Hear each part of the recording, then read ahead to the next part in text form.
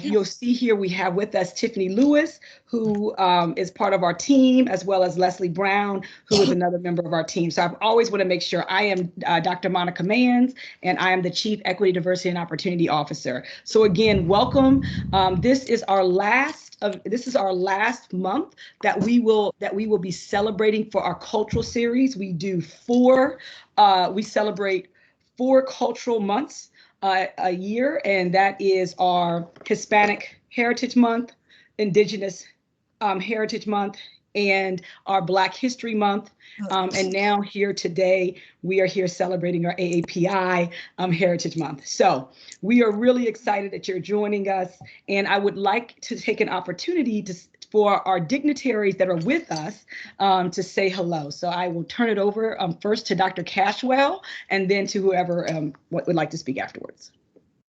Thank you, Dr. Manz, and a huge thank you to you and the entire Equity, Diversity, and Opportunity team for what's been a year-long series of Heritage Month information sessions. And so I'm really excited about our session this evening. I want to thank our guest presenter for being with us. It's an honor and a privilege to have you come and share with us in this forum.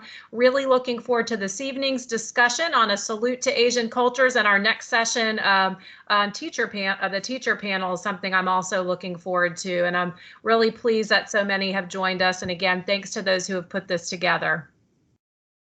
Thank you, Mr. Cashwell. Is there anyone else who would like to say we have a number of school board members. Would any of them like to say hello? I will jump on in. Hello, everyone. This is Alicia Adkins. I am delighted to participate in this event, a salute to Asian cultures. It's a wonderful way to learn more and to share. So thank you, Dr. Manz, and to all who are participating in this and who have brought us all together. Also, very special thank you to the presenters that will be sharing this afternoon. Thank you. Thank you very much. Good evening. I'm Marcy Shea. I'm the vice chair of the school board and represent the Tuckahoe district. Thank you again to the Department of Equity, Diversity, and Opportunity for putting on this series. I look forward to listening and learning. And I think I have one more. And I'll jump in next. Hi, everybody. I'm Nikki Ogburn. I represent the Three Chop District, and it's great to be with you. And Monica, to you and your team, thank you for putting this together. I mean, it's been beneficial to our community all year long, and I think we've all learned a lot, grown closer together, and that's what it's all about. So thank you so much, and I look forward to the next hour. Hey, Monica, Dr. Mance, I'll be brief. You have 4 school board members here for Christy Kinsella from the Brooklyn district. And I just want to highlight that Dr. Manz does these each month. This is not the first one. Just to clear up any confusion, that we're just doing it to celebrate our Asian community and to learn a bit more this evening, but that Dr. Manz does these monthly with her team. So less talking, more learning. Thank you so much for putting this on tonight. I do want to make sure everybody is aware that we are recording. So I want to put that out there. If you do not want to be on camera, please turn your camera off. We are recording. We record all of them and we put them on our Equity YouTube channel. And so please, if you ever have an opportunity, go check that out. We have a number of recordings of things that we've done over the month. Many of our cultural heritage events that we've had are there. The ones that we recorded, that we have permission to record, as well as other information in a number of different languages. So our students create tapes about different issues that we've identified that we think that our families would want to know, and that information is put forward on our channel in a variety of different languages by our students. And so it's a wonderful work that we do. Diane Saunders, who's on here, leads that work. And so please know that. So I wanted to again make sure that everybody knows that we are recording. So please turn off your camera if you do not want to be recorded. At this point, I'm going to turn it over to Ms. Lewis. And again, thank you all for being here. Thank you, Dr. Manz. Hi, everybody. My name is Tiffany Lewis. I am the coordinator for culturally responsive learning in the Office of Equity, Diversity, and Opportunity. And it is truly an honor and a privilege to be here with you this evening. So thank you for your time. We want to go to the next slide, our formal welcome slide. Thank you, Leslie Brown, for operating our Thank slide. you. And I'm sorry to get into this, Tiffany. You might have to turn off the spotlight because I'm getting an error message saying that spotlight is not being recorded. Okay. I don't know why that is, but okay. I just did that. Is that better? Yes. Okay, perfect. Can we go to the next slide? Okay, perfect. Thank you so much, Leslie. So this is our agenda for tonight, and we are slating this for about an hour-long discussion. So we're going to start by introducing our guest speaker, and then we have decided to craft tonight's discussion as an interview style format with our guest speaker. So we're going to spend about 30 minutes talking with the guest speaker, and then we'll leave the remaining time for questions and answers. And so we'll be fielding those questions through our chat as well. And so then we'll have closing remarks. So let's get to it. All right, so we have the distinct pleasure of having with us tonight our guest speaker, Mrs. Milan Tran, and she has a very extensive resume. So I am going to, I want to do it justice. And so I'm going to share with you some of her background, but of course, as she speaks tonight, we'll get to know her a lot better. So since 2011, Milan Tran has worked as administrator of the Virginia Asian Foundation and executive director of the Virginia Asian Chamber of Commerce.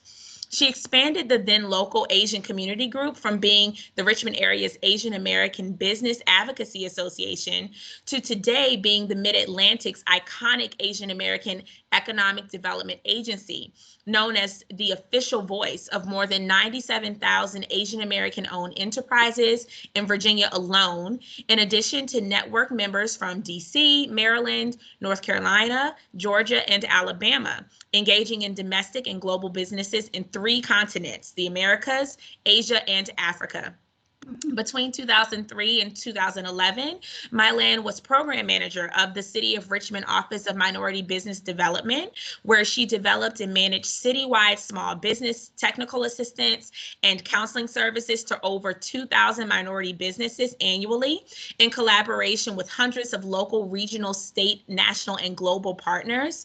From 1996 to 2003, Milan served the Commonwealth of Virginia as its international trade marketing manager, then investment policy manager at the Virginia Economic Development Partnership.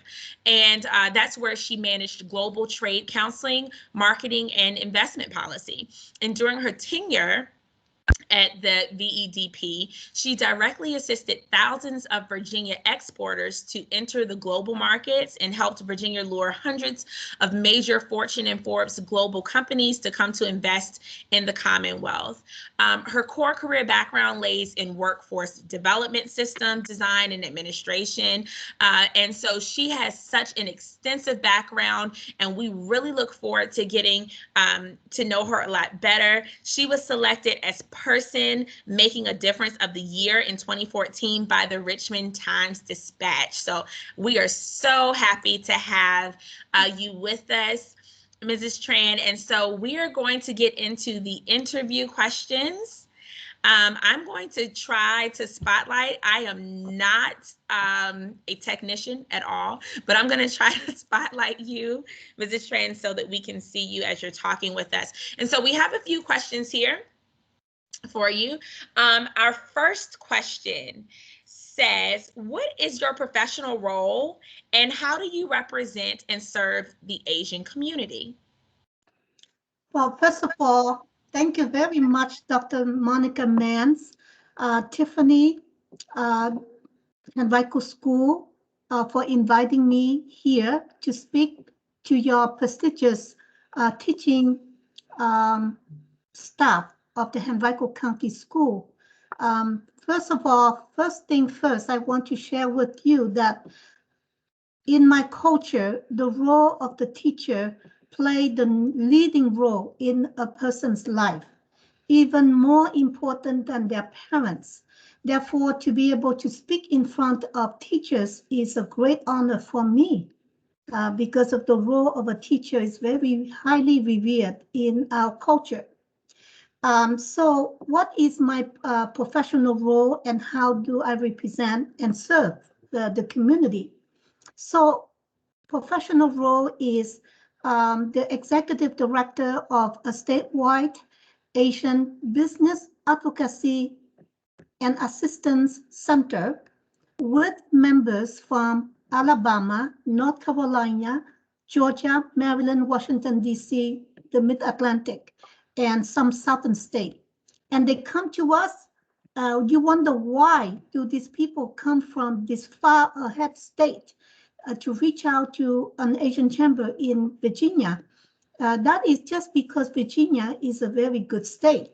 It has many economic opportunities that people out of state want to reach out and do business here, but they're not living here. They're living in their state, but they come to us and we help them with developing business in Virginia and the Washington, D.C. metro area.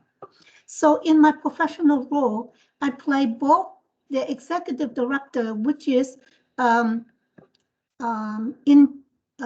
would say interaction and transactions between the small businesses and the community that employ them or provide them economic opportunities. So in the business world, it's called the supply chain. And so our job is to nourish that supply chain to make sure that the small businesses have the capacity to deliver to meet the needs of the decision makers that provide them economic opportunities. My other hat is the administrator of the Virginia Asian Foundation, which is a C3 nonprofit organization that concentrates on education, healthcare, well-being, mental health, business safety, and workforce development, job, career exploration to make quality of life of Asian Americans better.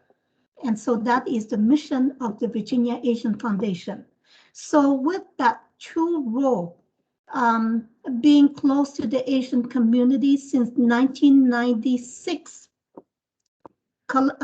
continuing to volunteer or only volunteering all the way to 2004, and then continue to be a staff for the two agencies, then I can say that I do represent the Asian American community, both residents and businesses, and serve them. Wow, that is amazing. Thank you, and thank you for your service. That is so inspiring. So our next question for you is, what about your heritage makes you most proud? Okay, so heritage is a wonderful term. My heritage, my own heritage, I carry two bloods, China and Vietnam. So now we are going into the area of history, right? So Asian history. So China and Vietnam are the two countries that are very close to each other. Up north with China, North Asia, and then bordering with Vietnam, which is the north of Vietnam, border with the south of China.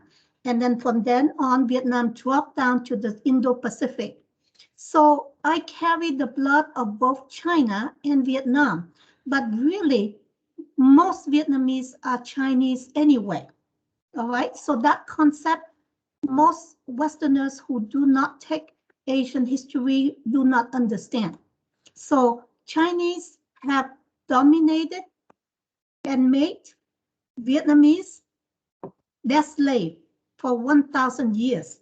So that piece of history is what I am hoping to continue to share with students and with the mainstream. So Chinese Vietnamese are really Chinese, but they let the Vietnamese go after 1,000 years of domination. And from there, the Vietnamese took off and became independent after 1,000 years of slavery. Now, within that 1,000 years, there's a lot to absorb. So I'm very proud of my Chinese heritage because it provides me with the values I believe in. So that Chinese become Vietnamese, and they're really one. So it's a long answer. No, thank you. Thank you for that insight. That is awesome. So our next question for you. With the challenges that many Asian Americans face daily, even in regards to the horrific violent attacks in the media that we see, the model minority stereotype even, how can non-Asian people support the Asian community to combat these injustices? Okay, excellent question and a very timely question. The last 14 months have been very difficult to Asian Americans because they are facing not only an economic blowout due to the pandemic, but they also are subjected to close to 4,000 incidents of violence, and a lot of bad things happen to that community.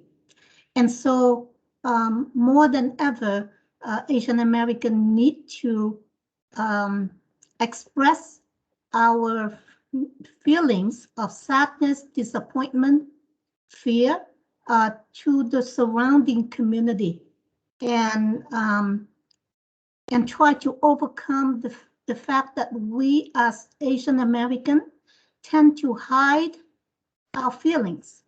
We do not express our problem. And that is part of the model minority stereotype, which state that all Asian Americans are rich, well-educated, making a lot of money, and not being considered as a minority, which is false. So Asian American are the fourth rank in order in America to be called a minority, all right? So I think this year, the past 14 months, were the 14 months that the American public began to understand a little more on who are the Asian American person. Because so far they have been almost disappearing. They do not show up at table. They play a humble role and they just work and perform. They don't speak up. They are not visible, right? But the 14 months have opened that gate, and the American mainstream, how they can help the Asian American to cope with what happened to them, discrimination, bias, violence, harassing, and store, being broken up, people getting killed, right? Property damage, is to do some of the things that the Henrico County is doing. Yeah. Last 2 weeks ago, I was interviewed by the South Korean Television Network National, and it's called Arirang Television Network. They reach out to the Asian Chamber to ask about what's happening to the Asian American community. And in that interview, I did share with the world, because it went to 103 countries, that interview, that the Henrico County is making a lot of great steps and best practice on how to combat prejudice by providing more staffing on multicultural, creating multicultural activities to help with helping to educate the public about the negative thing about prejudice, and to promote more multiculturalism, where Asian is part of that work, multicultural work, and to do different things with the curriculum and activities within the school. And so I did talk about that, that best practice from the county. And so the Wall Street Journal wrote a great report on answering your question. So if you ever Google, and you can find that they have a list of 17 things that the American or the public can help support. One of them, I can say that please support our small businesses. Just use their product services, reach out to different communities and partner with them, do things with them.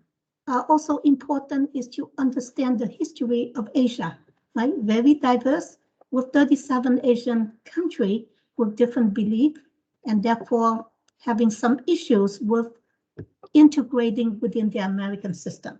So if the children, the adult understand the history of the people, I think that understanding opens the door up to many, many positive things.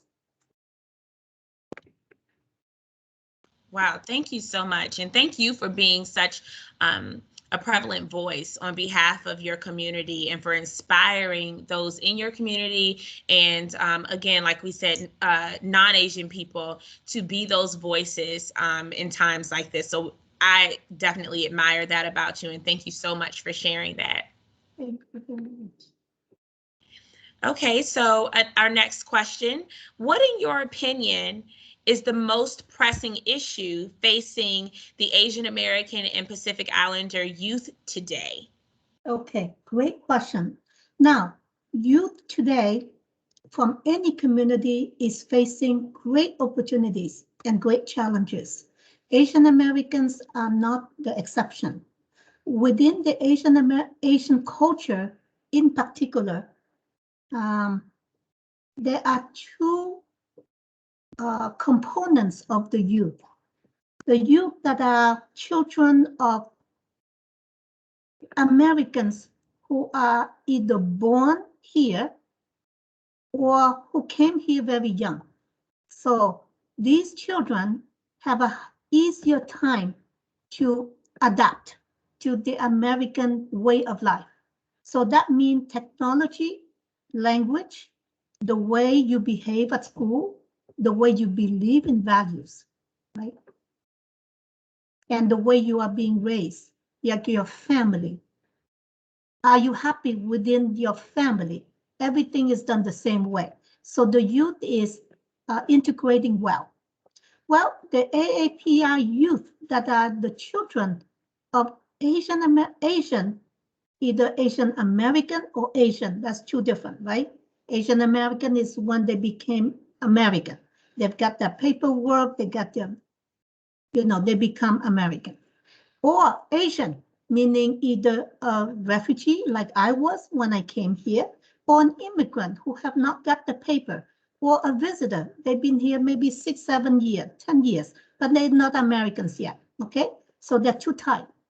Those Asian immigrant children have a harder time adapting to the family and the surrounding because their parents' culture are very traditional.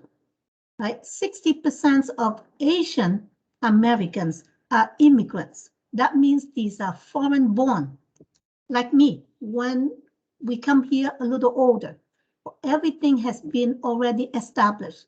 The values, the language, everything is set. By 14 years old, you are already set, hard to change.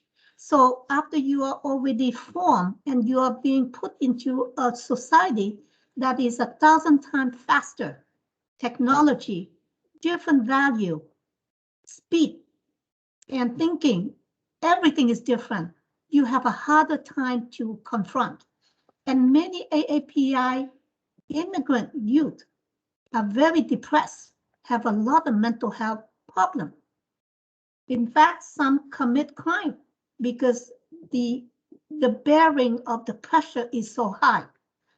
And then on top of that, within their culture, they are not being taught to speak up. They are being taught to be polite, to be humble, and do not complain. That is the Asian culture. And with that, for so long, they burst out one day. And therefore, you see some crime of passion of youth. And that is mental health is a very big issue in the AAPI youth.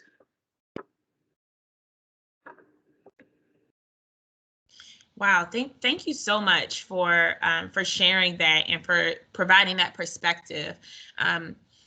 I really appreciate you speaking in particular on behalf of the youth, and I'm sure that, you know, you are a person that they feel confident in speaking with, and then also connecting your own experience to that. So we really appreciate that.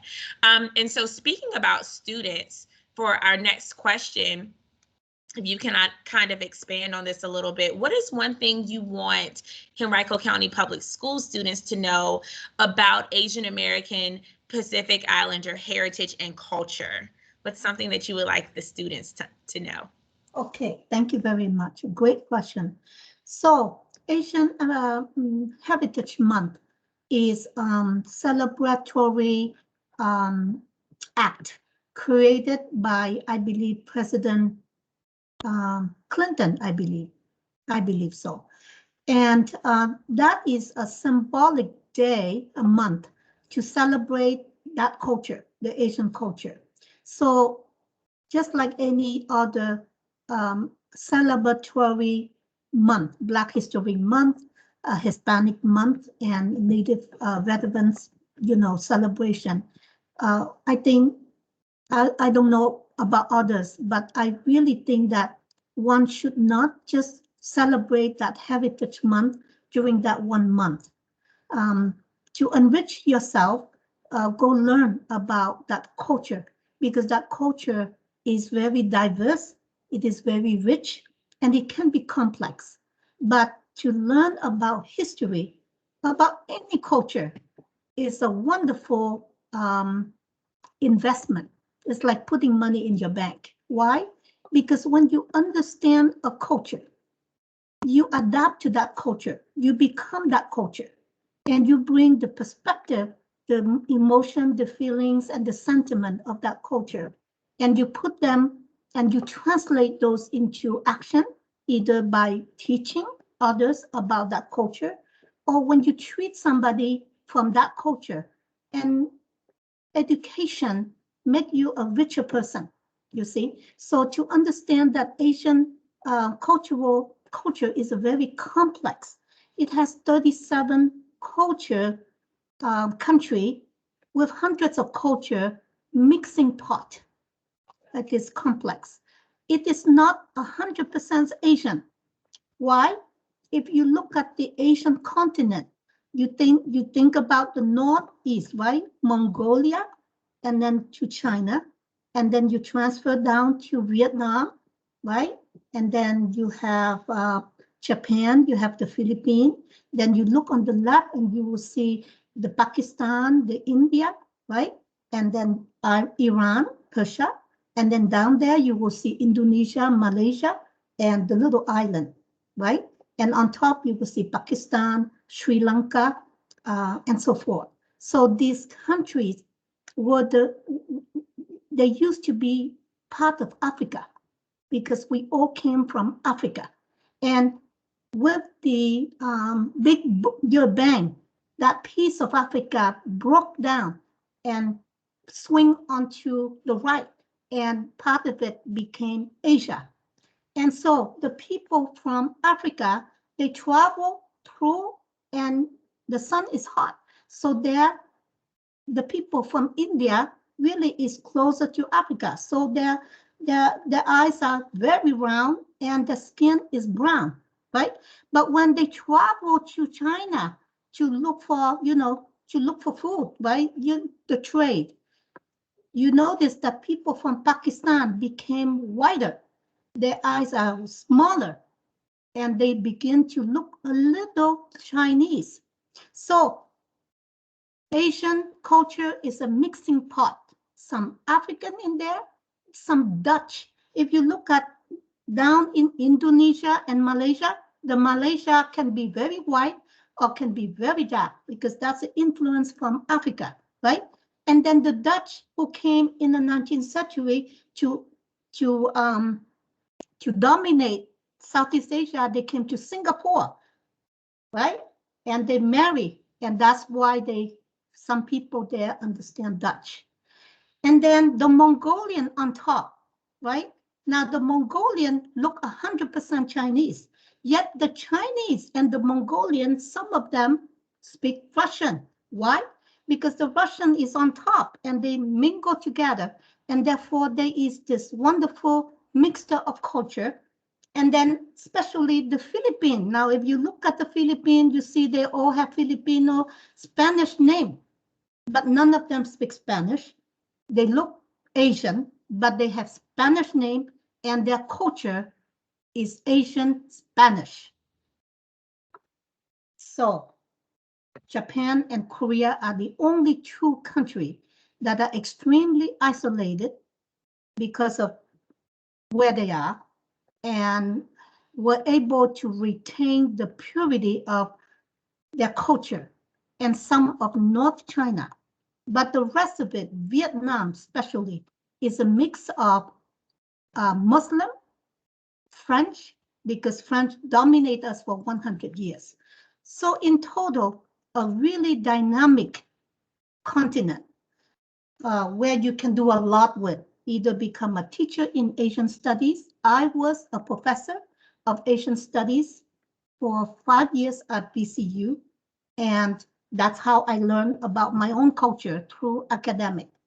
And you can learn about it, you can treat people understanding their culture, and I think that's my answer to you. That's a beautiful answer. And I just want to personally thank you for that, because I think you touched on something so important. What you just said, that you learned a lot about your own culture through academia, right? And I think that that's so important, that we can always explore more about our own cultures, right? And understanding the history and the languages, and even down to physicality, right? And geography is so important. And you really touched on something. I know we have one more question for you, but I just want to kind of highlight, speaking from a personal experience, something you said. While attaining my undergraduate degree, I was taking a course. It was an English course, and it was a women's writers course. And I'll never forget, that course changed my my perspective on a lot of different things.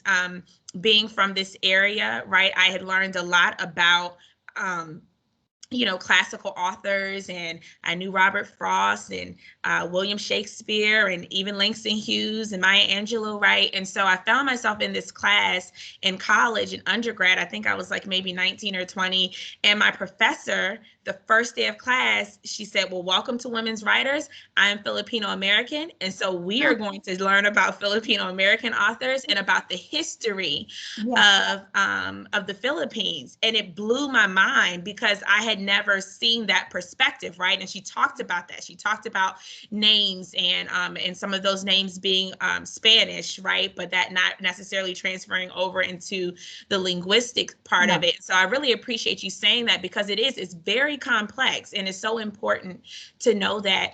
And so for our last formal question for you, what opportunities, you kind of started talking about this a little earlier, but what opportunities exist in our local area even for people to learn more about or to experience different aspects of Asian American and Pacific Islander culture?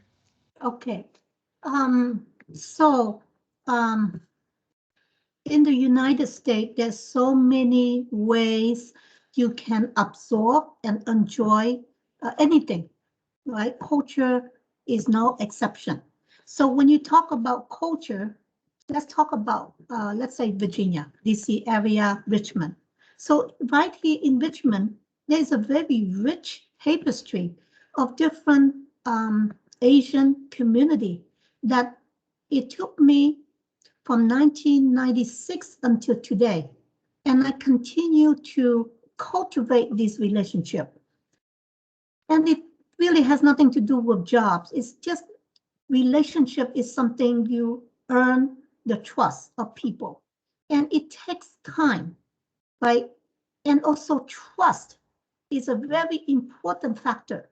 It's very hard to cultivate trust with people. And so one of the ways you can learn or experience is to befriend community people, right? And so it's such a vague and broad question. I don't even know where to begin. So basically, if you know there is an organization of Asian descent people, now it could be 37 of them, or it could be one of them. So what I mean by that is if there are, let's say, don't even talk 37, let's say 10 top. The Chinese, Cambodian, Indian, Japanese, Korean, all these little community, very loosely assembled, tight-knit, hard to find. Or you can go to one organization that represent by default, okay? Because of course, none of us nonprofits are elected by the people, but by our mission, just like the Virginia Asian Foundation, the mission is to elevate the quality life of Asian Americans, or the Asian Chamber is to empower Asian American toward prosperity. The Asian American Society of Central Virginia is an organization that I volunteer many years, and it is an umbrella of all the Asian communities and cultures, and they do have activities year-round, a festival. We just work with them on their Stop the Hate, Candle Virgin. We attended there, and then they had other event at the Henrico, like in the park, like a forum with many 300 people attending. So that is the Asian American Society of Central Virginia. But the rest of it is kind of hard. You have to, first of all, know who they are, because I don't want to say they look alike, but when you look, you can't tell if they're Korean or they're Chinese, or they're Chinese or they're Vietnamese, or they're Indonesian or they're Singaporean. They're different. You have to ask them. The second thing is to, of course, the mundane thing, the museums, so forth, the festival and so forth. But most of it is through your book, through reading, and through attending classes, and establishing the education that this great country have given you.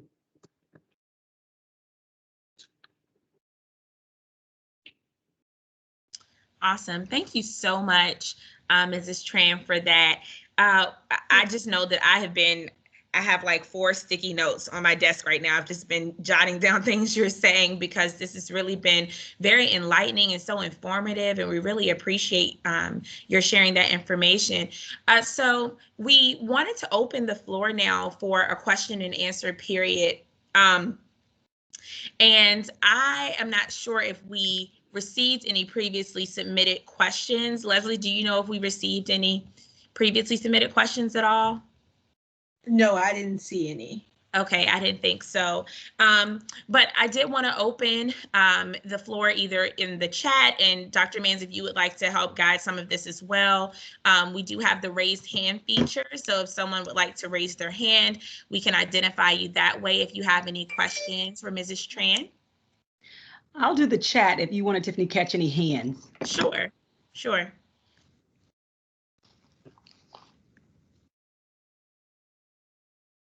Okay, yes, Christina.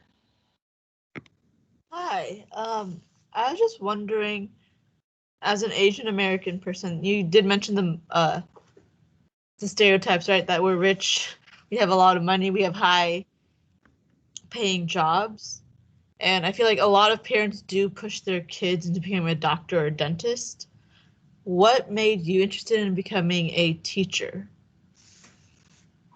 or a professor? It's just one of the jobs. It's not my main job. I love teaching ever since I was 3, 4, 5 years old. And so while I am the director of the Asian Chamber on a part-time basis in the evening and weekends, I taught at VCU, Virginia Commonwealth University, because of my love for my culture. And so throughout the years, I teach evening classes and 1 or 2 classes here and there on, I teach Asian politics, Asian history in the 1990s, French in Indochina, and contemporary Asia history. Yeah, but I think that to generalize that, yeah, it is true, most Chinese, most Vietnamese like to bring their children up as 3 occupations, 1, doctor, 2, engineer, no, 4 really. Doctor, engineer, lawyer, and dentist. So those are the 4 occupations. But unfortunately, I am not scientific. I am more literature. So I'm a learner for the arts and the writing. And so I chose diplomacy really, to work with people from all over the world to do diplomacy.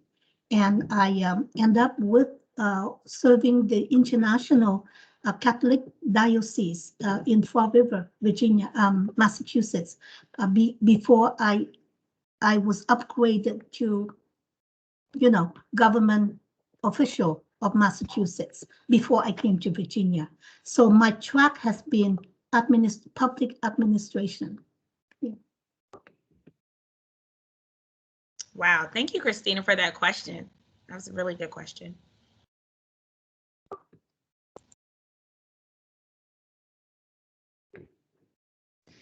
I don't see any questions in the chat. Well, listen, I want to say thank you so much for meeting, for kind of conducting this learning opportunity.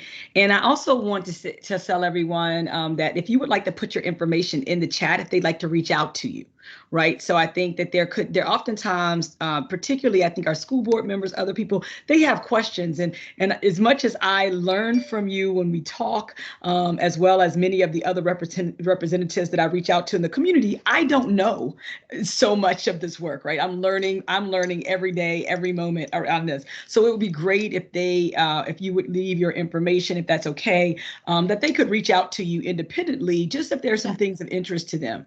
Yes. I don't do Teams so much. Oh, so I just, where do I chat? Chat is at the top. Look at the very. And she can also email me her information, and I can email her contact information to everybody who signed up for today's session, and I can get it to them that way as well. Yes, all right, wonderful, wonderful. All right, would you like to say any closing remarks before we close out this program? My closing remarks, and I thank Henrico County for being persistent in promoting multicultural education and understanding. It is a good start because it is the start where it will erase misunderstanding among people and prejudice. Wonderful, wonderful. And everyone here, I invite you all to our next session. It's going to be a panel of teachers from Henrico County Public Schools. I have had interactions with many of these teachers, and we recently I did a listening session with many of our Asian American teachers after the incident, or I want to say the murder or the massacre that happened in Atlanta. And I learned so much by just listening and hearing and having them share with me their feelings about not only the incident, or the massacre, but also just about how they were feeling as a teacher, an AAPI teacher in this moment in our county. So I really do invite you all to come listen, and it's going to be great for us because we are really looking to recruit and retain our AAPI teachers, and the more we know, the more we can grow. So again, thank you all for being here for this session. Thank you very much. Thank you. Appreciate it. I can leave now, right? Yes, you can leave. Yes, you can leave. Thank you so much. Thank you very much, everybody, for inviting me. We definitely extend gratitude, and we thank you for gracing us with our presence. Thank you to everyone who devoted your time to this event this evening. And thank you, Dr. Manz, for being such a pillar and for supporting us in our efforts. So everyone have a safe and delightful evening. Thanks so much. Appreciate it.